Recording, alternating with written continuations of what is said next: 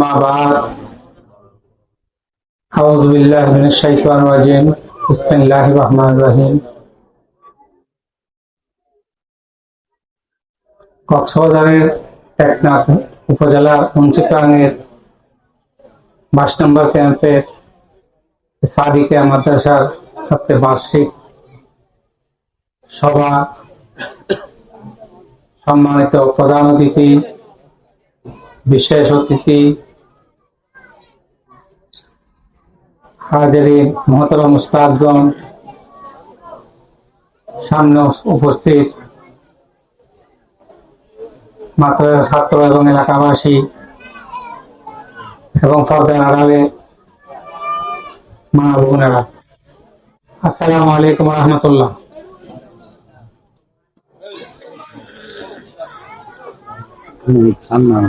দেখতে দেখতে আমাদের আরো একটি বছর জমে গেল, আমাদের হায়াত থেকে আরো একটি বছর চলে গেল। এভাবে একদিন আমরা সবাই হারিয়ে যাব। গত বছরের মজলিসে যারা ছিলেন তারা এখন সবাই নাই, অনেকেই আমাদের মাঝ থেকে হারিয়ে গেছেন না। আমাদের তো একদিন চলে যেতে হবে।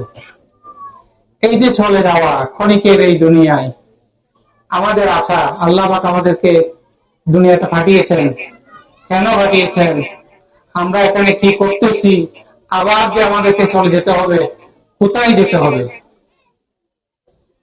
আজকে থেকে দেখেন 7-8 বছর আগে আপনারা যখন মায়ানমারে ছিলেন, আরাকানে ছিলেন, ওখানে ঈমান আকীদা নিয়ে বেঁচে থাকতে কষ্ট হচ্ছে বিদায় আপনারা সফর করে বাংলাদেশে আসছেন, ঠিক কিনা? এই যে ঈমান সবচেয়ে মূল্যবান, যে ঈমান রক্ষা করার জন্য আপনারা দেশে এসছেন, আমরা কি পারছি ঈমান রক্ষা করতে? আজকে আপনারা কতটুকু জানেন আমি জানি না, কিন্তু আমরা দেশের ভিতর থেকে অনেক কিছু জানি। এই রোহিঙ্গা ক্যাম্পের ভিতরে ঈমান বেচা কিনা হচ্ছে, ঈমান বেচা কিনা হচ্ছে। আপনারা যত পারছেন, শতকরা যত পারছেন মুসলমান বাংলাদেশে আসছিলেন, আল্লাহ যদি কোনোদিন আপনাদেরকে আবার আপনাদের জায়গাতে নিয়ে যায়, ঠিক তত পারছেন মুসলমান কিন্তু আপনারা সাথে নিয়ে যেতে পারবেন না, কারণ ইতিমধ্যে অনেকেই ঈমান হারা হয়ে গেছে। বড় আফসোস লাগে, আমরা যারা শুরু থেকে, যখন সরকারের কোনো অনুমতি ছিল না, পারমিশন ছিল না মসজিদ করার, মাদ্রাসা করার, আমরা জান প্রাণ দিয়ে আপনাদের ঈমান আকীদা রক্ষা করার জন্য এখানে মসজিদ মাদ্রাসা করছি না। কিন্তু এর ভিতরে ঢুকে গেছে শয়তানি ষড়যন্ত্র, ঈমান নেওয়ার ষড়যন্ত্র। শয়তান যেমন বলছিল আমি ডানে আসবো, বামে আসবো, পেছন দিয়ে আসবো, সামনে দিয়ে আসবো, এখন ঈমান নেওয়ার জন্য সেভাবে আমাদেরকে আক্রমণ করে যাচ্ছে। সাবধান করে দিচ্ছি, অনুরোধ করছি, এই ঈমান ব্যবসায়ীদেরকে আপনাদের কাছে কষ্টে দিবেন না। অনেক কেন্দ্রে ছড়িয়ে ছিটিয়ে আছে, বিভিন্ন ভাবে বিভিন্ন কৌশলে প্রযুক্তির সহযোগিতা নিয়ে ওনারা ঈমান হারা করতেছে এবং মুসলমানদেরকে ঈমান হারা করতেছে, পথ হারা করতেছে, জাহান্নামমুখী করতেছে। আল্লাহ পাক আমাদের সবাইকে ঈমান আকীদা নিয়ে হেফাজত করুন, বলে আমিন। আলহামদুলিল্লাহ, আপনারা স্মরণ করছেন বলে আমি আসছি। অনেক ভালো লাগে, আপনাদেরকে অনেক মহব্বত লাগে। এত মহব্বত লাগে কেন আমি জানি না। দৌড়ে চলে আসি, দাওয়াত পেলে ছুটে চলে আসি। মাদ্রাসার যতটুকু দেখলাম আলহামদুলিল্লাহ অনেক উন্নতি হয়েছে এবং আরো উন্নতি হবে, কিন্তু আমাদের ঈমান আকীদা নিয়ে আমরা কতটুকু অগ্রসর হচ্ছি, এটাই হচ্ছে আমাদের মূল কথা। মাদ্রাসার উদ্দেশ্য হচ্ছে কোরআন হাদিসের ইলম দেওয়া এবং সেই ইলম আমরা অর্জন করে তা আমল করা।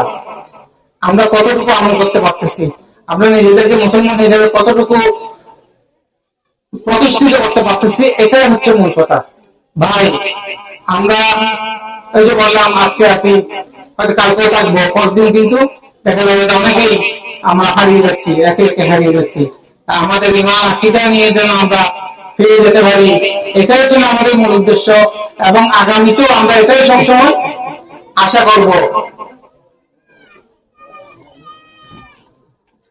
সম্মানিত হাজিরিন, আমি আলেম নই, আপনারা জানেন আমি আলেম নই, আমি একজন সমাজসেবক, আমি খাদেম, আমি মুসলমানদের খাদেম, আমি মসজিদ মাদ্রাসার খাদেম।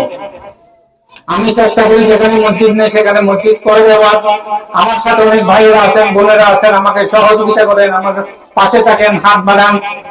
যেখানে মাদ্রাসা নেই বাংলাদেশের প্রত্যন্ত অঞ্চলে আমি আলহামদুলিল্লাহ একটানা কাজ করে যাচ্ছি। আপনাদের দোয়ার বরকতে আল্লাহ পাক হায়াত বাঁচায় রাখলে আগামীতেও কাজ করে যাব এবং আপনাদেরও পাশে থাকবো ইনশাআল্লাহ। তা আমি বেশি কিছু বলবো না, আপনাদের কাছে দোয়া চাচ্ছি। জানি না আগামীতে আসতে পারবো কিনা, মনের মধ্যে অনেক ব্যথা, অনেক বেদনা। আমরা মুসলমানরা চারদিকে শুধু গায়ে হচ্ছি, শুধুই গায়ে হচ্ছি, কিন্তু সমস্যা হচ্ছে আমরা বেশিরভাগ মানুষ এর খবর রাখছি না। আমরা একটা হুজুগের মধ্যে আছি, আমরা একটা নেশার মধ্যে আছি, আমরা মোবাইল নিয়ে বসে আছি। আমাদের যে কোথায় কি নিয়ে যাচ্ছে বিদেশি দুনিয়ারা, কিভাবে আমাদেরকে ফতুর করে দিচ্ছে, এই খবর আমরা রাখতেছি না। আফসোস ভাইরা আমার, আমরা চেষ্টা করব মুসলমান হিসাবে বেঁচে থাকার জন্য এবং মুসলমান হয়ে ঈমান নিয়ে আল্লাহর কাছে চলে যাওয়ার জন্য। এটাই হবে আমাদের সার্থকতা। আমরা যদি আমাদের ঈমানটা নিয়ে যেতে না পারি তাহলে দুনিয়াতে আসাটাই ব্যর্থতা।